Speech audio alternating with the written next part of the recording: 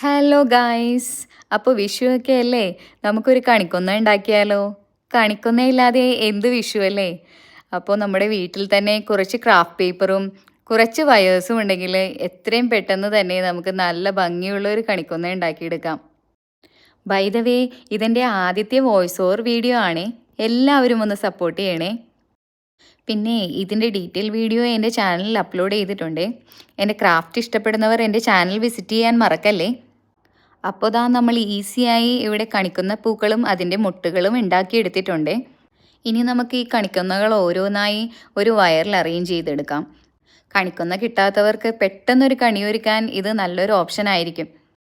ചെറിയ മുട്ടുകൾ ആദ്യം നമുക്ക് വെച്ചു കൊടുക്കാം. അതിനുശേഷം കുറച്ചുകൂടി വലിയ മുട്ടുകൾ അതിനോട് ചേർത്ത് നമുക്ക് ഫ്ലവർ ടേപ്പ് കൊണ്ട് ചുറ്റി കൊടുക്കാം. അതിനുശേഷം പൂക്കൾ ഓരോന്നായിട്ട് നമുക്ക് അറേഞ്ച് ചെയ്ത് കൊടുക്കാം. ഇപ്പതാ ഏകദേശം നമ്മുടെ കണിക്കൊന്ന ആയിട്ടുണ്ടേ. അപ്പോൾ എൻ്റെ കണിക്കൊന്ന ഇഷ്ടപ്പെട്ടെങ്കിൽ എൻ്റെ ചാനൽ ഒന്ന് സബ്സ്ക്രൈബ് ചെയ്യാനും ലൈക്ക് ചെയ്യാനും കമൻറ്റ് ചെയ്യാനും ഒന്നും മറക്കല്ലേ. അപ്പോൾ എല്ലാവർക്കും ഹാപ്പി വിഷു.